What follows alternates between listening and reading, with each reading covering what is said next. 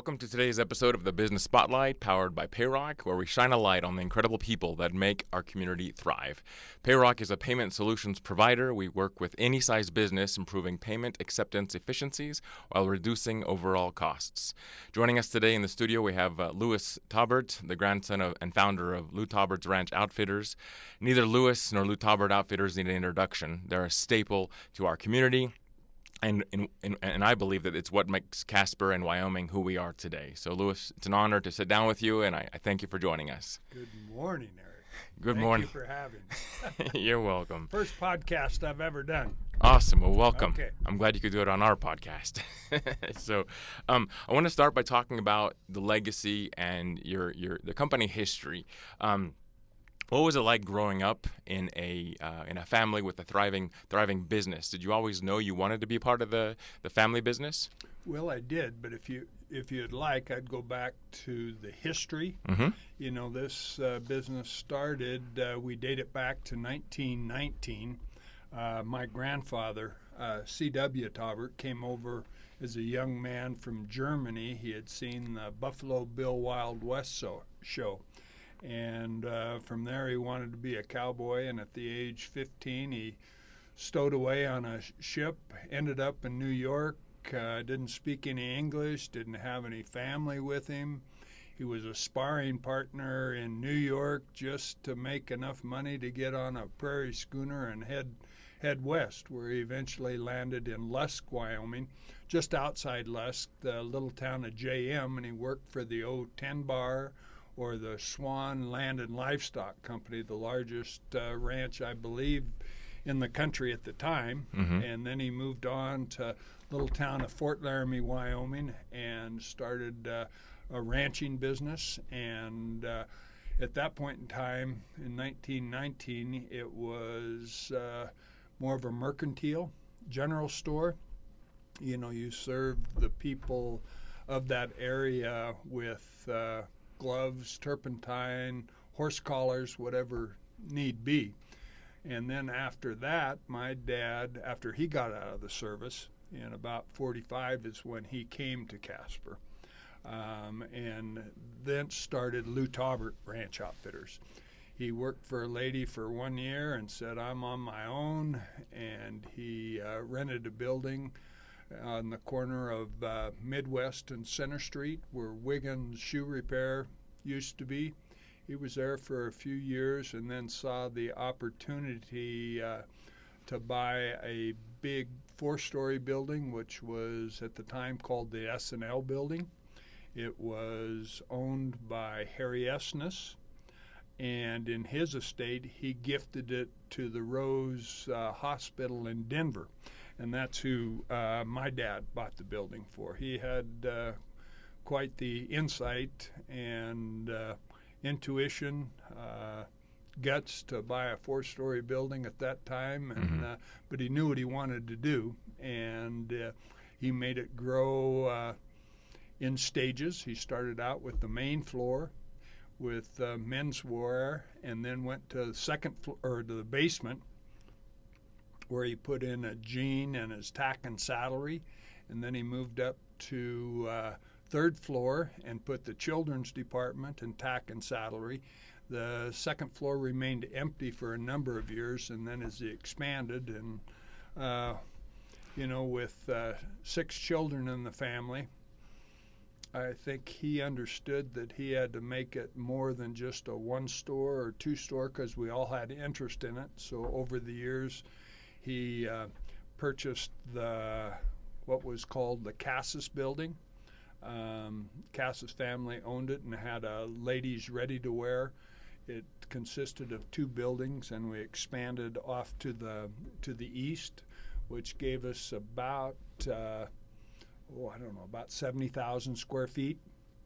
In the year, I believe it was 1980, my sister Carlene Taubert opened up a store in Billings, and we operated that until just 3 years ago, where we, after 38, probably 30 of the 38 were really good years, and we didn't leave because of the economy. We left to kind of consolidate a little bit. And my sister Anita, who had run it for the last 30 years, came down to Casper, and we all worked together really well. I've got my brother Robert, my sister Frida, my sister Anita Taubert, and then myself. And I don't want to forget my brother Kurt Taubert. All right. Did you always know you wanted to work in the family business? I think I did. I think some of the other family members had other desires at the time, but I grew up in the store sweeping the floors or shoveling the sidewalk, whatever it took, and that was at a pretty early age. And worked part-time when I was going through high school, and then went to college, and always worked during the summer at the store, and got married in '77, and my wife and I went down to Fort Laramie, Wyoming, and we worked on the ranch for a year, and then came back, and I've been working at the store since I'd say '78 full-time. All right. If you look back at the fact that your grandfather came from Germany and immigrated here and started this business here, what values do you think that brought into the business that you have today? Are any traditions or maybe values and the culture that you have today that? Well, I think for certain the values would have been hard work and got to stick your neck out and do what you believe you want to do, and then try and make it happen. One of my favorite sayings is, I think at that point in time, early in the 1900s, he didn't look in the refrigerator to see what he was going to eat. He wondered if he was going to eat, or slept on the ground instead of on a mattress, had hot and cold running water. You had to have a lot of fortitude, and that generation was tough. Right. They knew how to work, how to survive.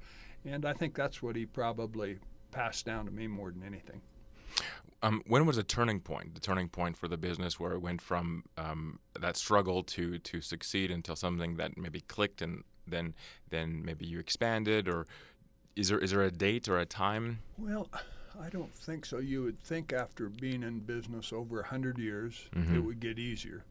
And I face some of the same challenges that he did when he started Lou Taubert's in Casper.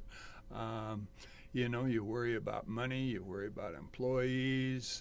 You really have to like what you do in order to make it succeed. He didn't delegate very well, and probably I don't do that very well either. Good business people do, but being on the floor, taking care of his customers, and buying, you have to put it all together. And probably, I guess, the turning point, if there was one, which made it a lot easier, is when we relieved our debt to the bank, and I could see, the promise in that of every end of the year in December, we'd go over and pay our note off and pay them a big chunk of interest.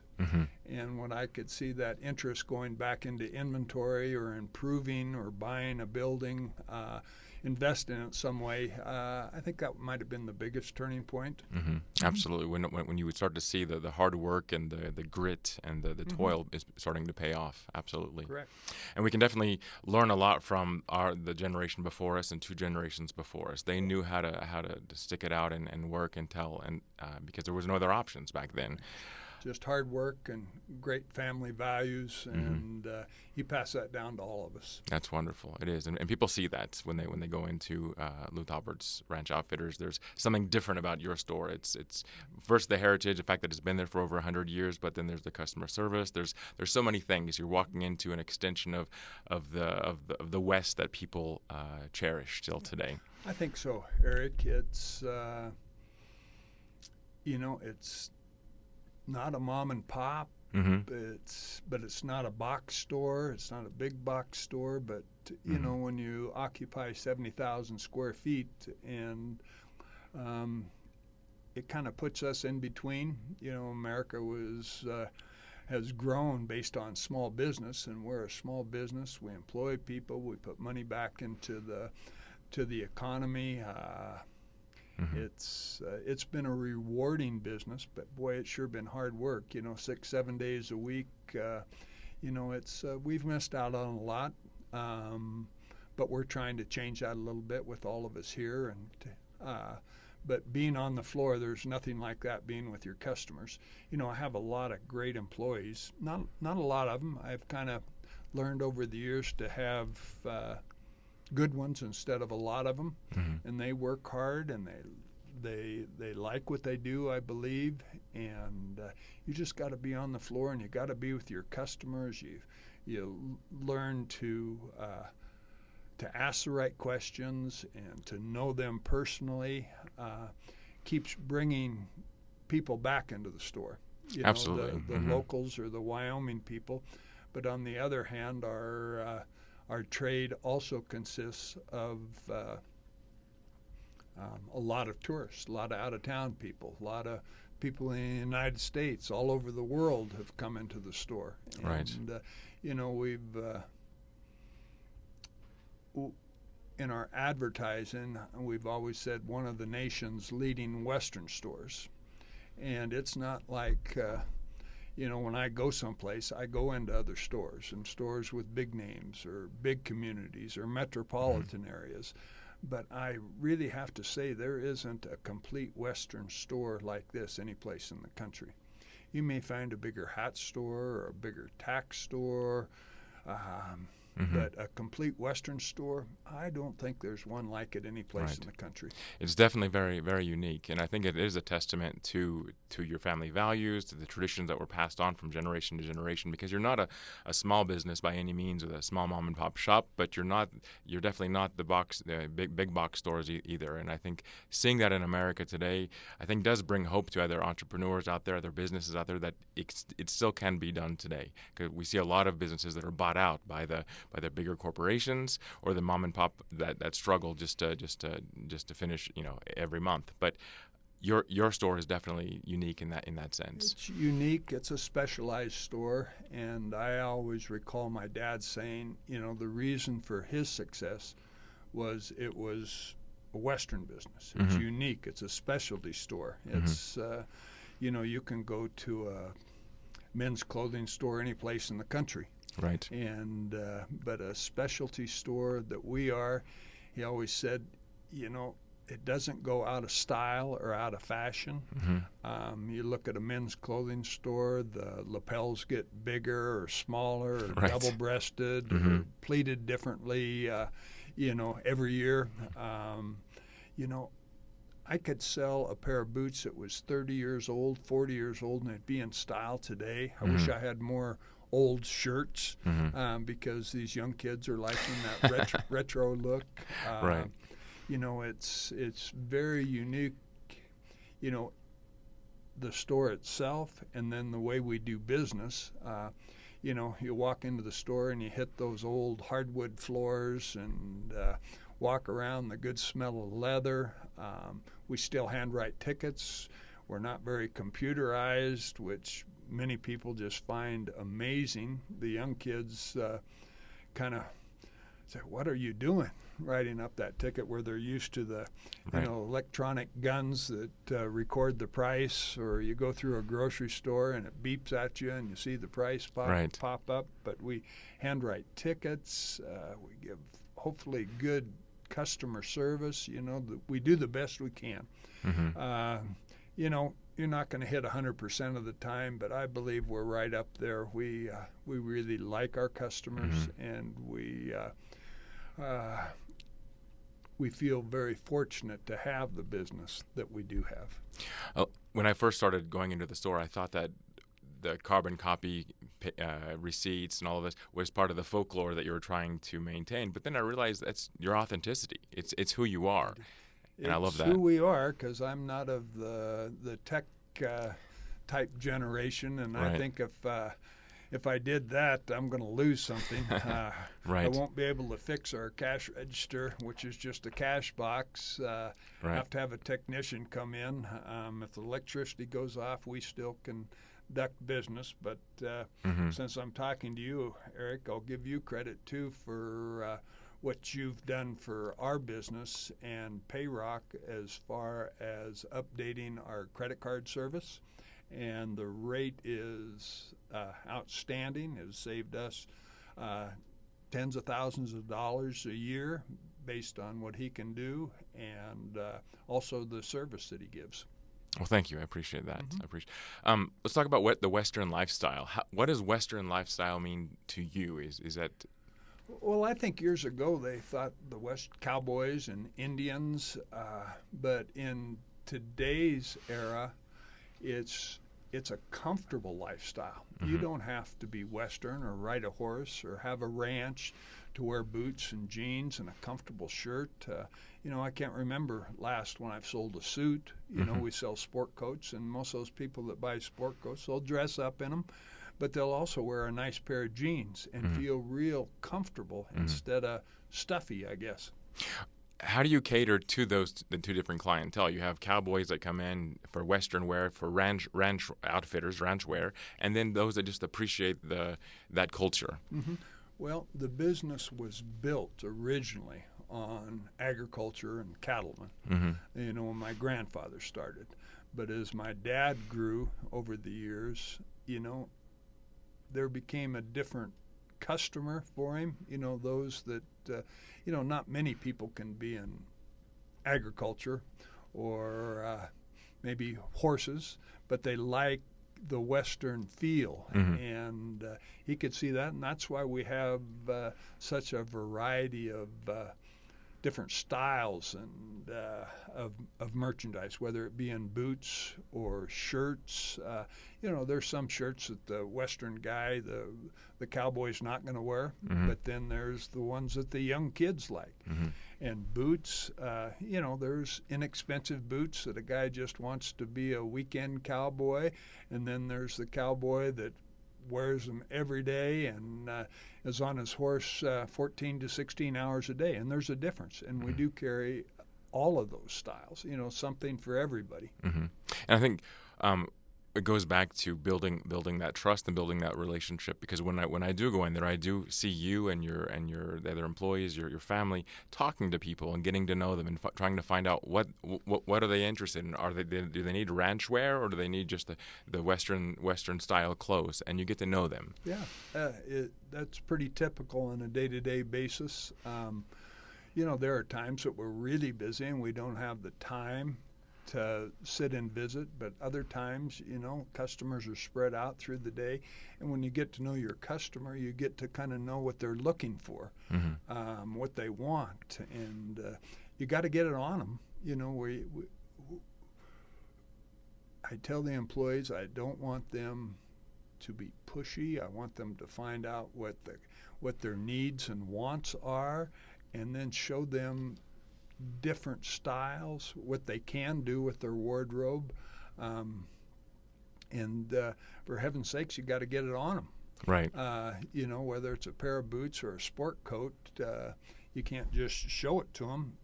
First thing people do in the morning is go into the bathroom and look at the mirror and say, "Man, I look good."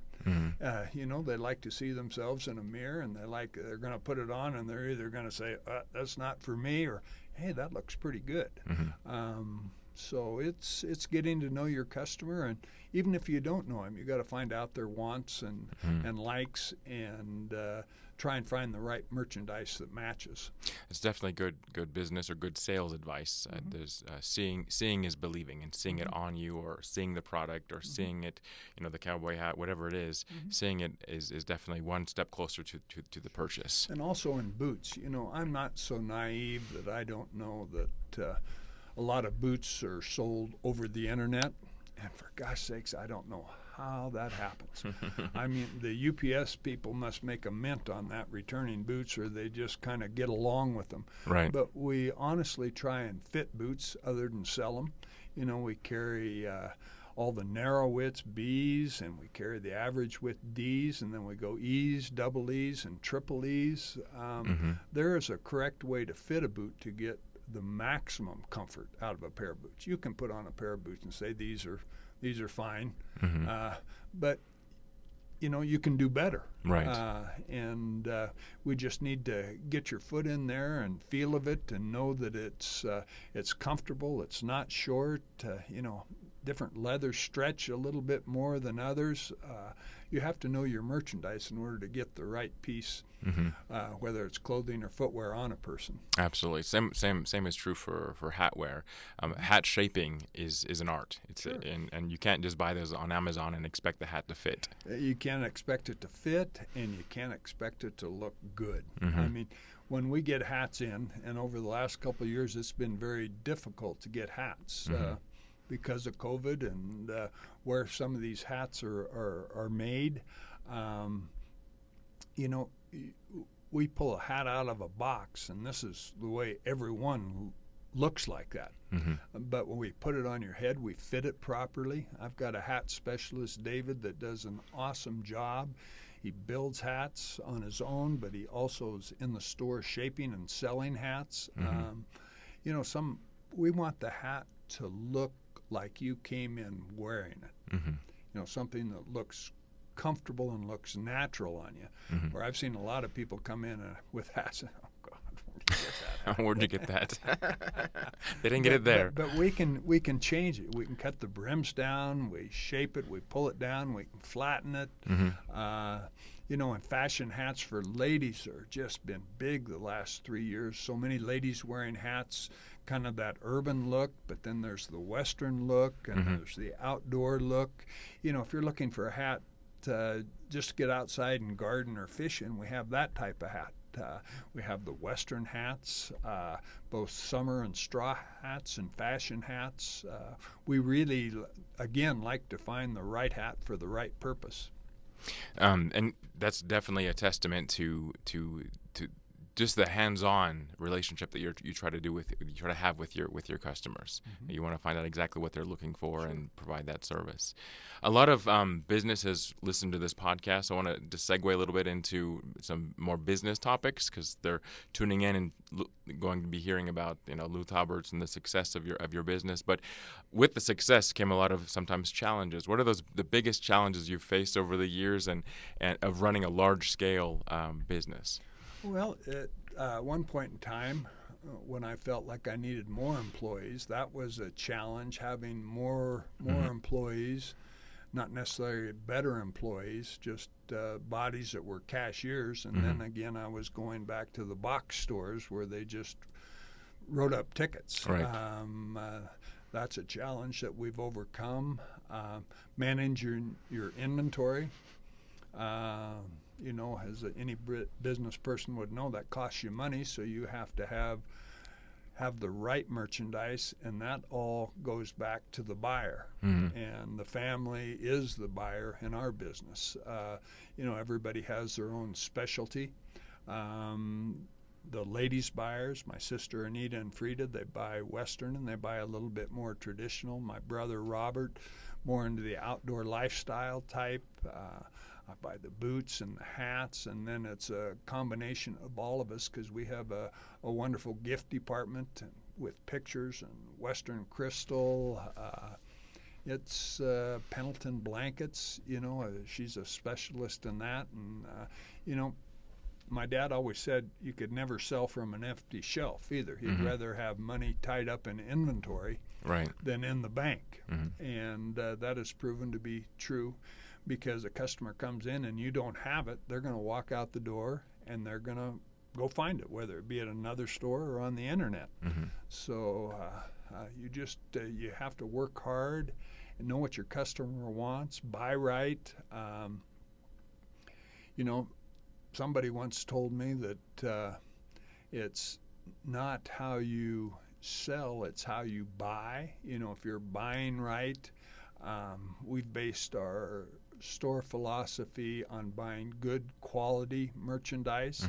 But if you buy something that is costly or more expensive, you should expect more from that item.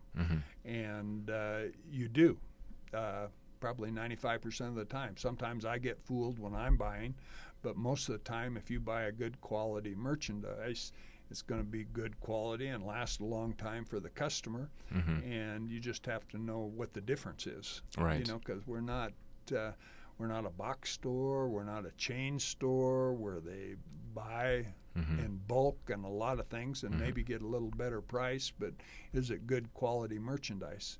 We look for things made in the U.S.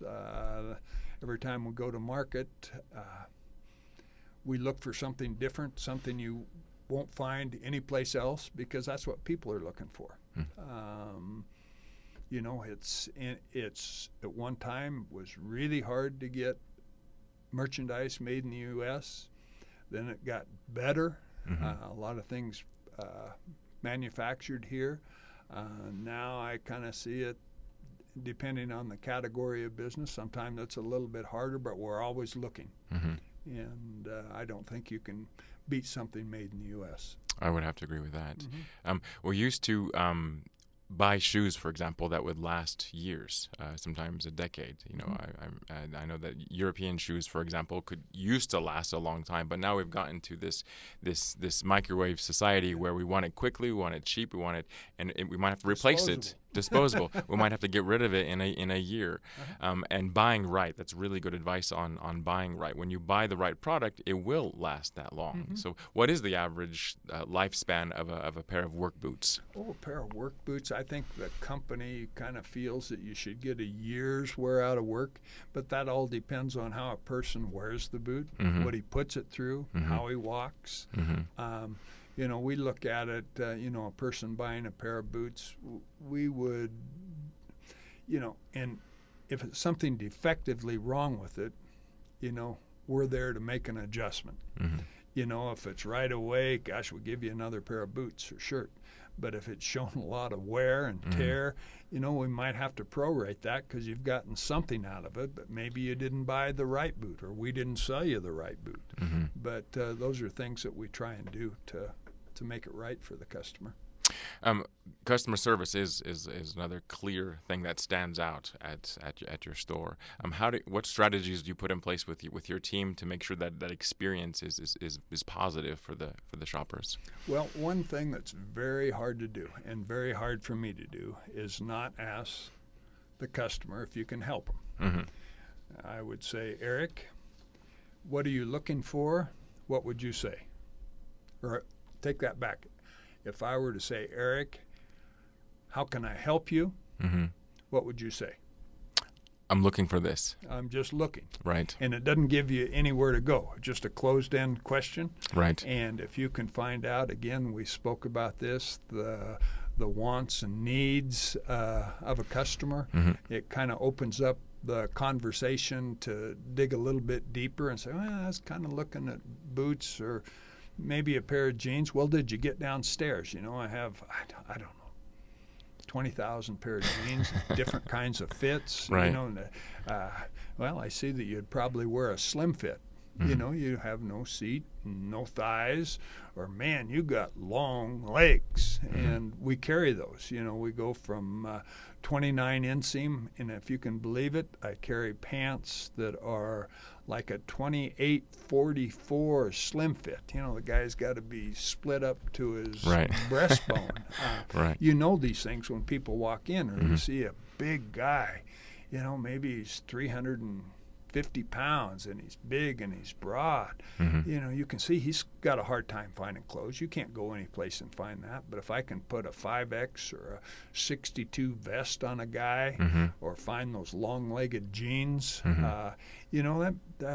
those are the sales that matter. Absolutely. And the salesperson, if they can look at a guy and say, man, I know he's got a hard time. That guy's going to at least need a 5X tall shirt. I say, well, big guy, I got a lot of shirts for you here. We can fit you. We go up to 17 in boots, and 5X tees, and in shirts and jeans. I told you about the 44 inseams, but we also go up to 60 around the waist. We have people calling us all around for big sizes because in Western wear or good workwear that they can't normally find. And that definitely creates repeat business, because there's nothing worse when you walk into a store and they say, well, we don't have it, but we can order it. Yeah. And if I can order it, well, then I would order it myself. Sure. I can go online just You like bet. you can. And it's not that we don't do that, because we try and do what's best for the customer. If I don't have it, I'll get on the phone to see if it's available. Right. That's something I can do. I can call while you're there as long as they're open. And do you have this boot in stock? And they say, no, it's going to be 6 to 8 weeks before we get it. Or, yeah, I got that size 16 here. Well, can you send it to me? Well, I'll send it out tomorrow. You should have it in a week, 10 days. So, again, a little bit of service there. But I'm with you. If you don't have it, they're going to walk out the door and see if they can't find it. But the chances are they're going to find it at Lou Taubert Ranch Outfitters. That's great. What do you see the future of Western wear? Like, is the industry going a direction that you're following in, or is it pretty steady? Well, always changing, styles, colors, plaids, solids, paisleys, sometimes some things are bigger than others, but then a lot of times merchandise circles around too. And again, going back to the one comment I make, Western wear doesn't go out of style. Right. You can put a shirt on you had 30 years and you're as comfortable, maybe more comfortable than one of the brand new ones that you have. It's become a lifestyle, not just for Western people. It's comfortable. So I can see, specialty stores in the Western industry always thriving if they have merchandise and You've kind of resisted e-commerce and internet-based sales for understandable and reasons that I would agree with. But people can call in. They can call in, and you can take their order, and you can ship it to them. Sure, we send a lot of merchandise out of state because they can't find it anyplace, or maybe they've been into the store and seen that we have a large inventory. Quite honestly, if I was age 30, I might get into that, because I think somebody could take this business to the next level. Because you understand that e-commerce is big, and it's always going to be big, if not bigger.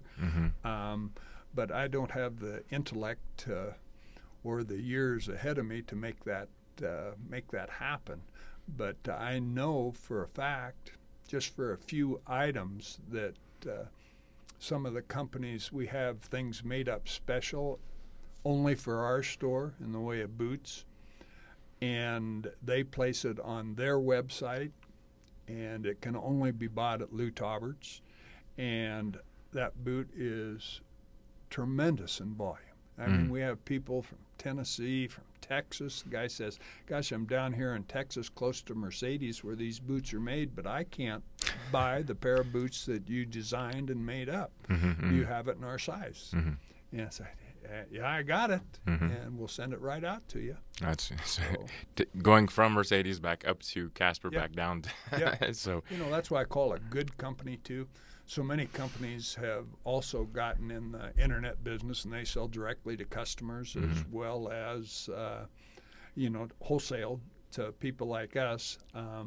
There are very few companies that what I say are honorable or really connected to the retailer who put them in business, and they protect their retailers or the business that we're in by doing that. And then there are others that they sell to whoever and whenever they want to. It's different business strategy. Yep. What are your plans for continued growth and success? Is the younger generation of your family going to take over? Well, that's a hard question. I've thought about it lately. I'm 70 years old. I'm going to do this until I don't like it. And when I don't like it, I'm going to get out. Right. But I like what I'm doing, so I see myself continuing on. As far as the immediate next generation, I've always said that they're smarter than I am. They don't want to work as hard, and quite honestly, I don't blame them. I'd like to work 3 or 4 days a week and maybe work 6 or 7 hours a day and be paid well. But my kids, my personal kids, they're doing what they like, and they're enjoying more free time than probably what I had. I will also say that I have a grandson, and he's 13, Eli Lewis, and he's been working with me these summers, and by golly, he's working hard. It's not easy. Mm-hmm. He's working like I started. He's marking merchandise, receiving it, taking the trash out, and who knows what will happen in the future. Yeah, another 10 years, maybe he'll be ready to... Maybe he'll be ready, or maybe I'll be gone. Well, I hope not. Do you have any advice for young entrepreneurs that are getting into the Western wear business? Oh, I think my biggest advice is you got to want Mm-hmm. what you're looking for. You got to be willing to maybe sacrifice some things. You got to work hard.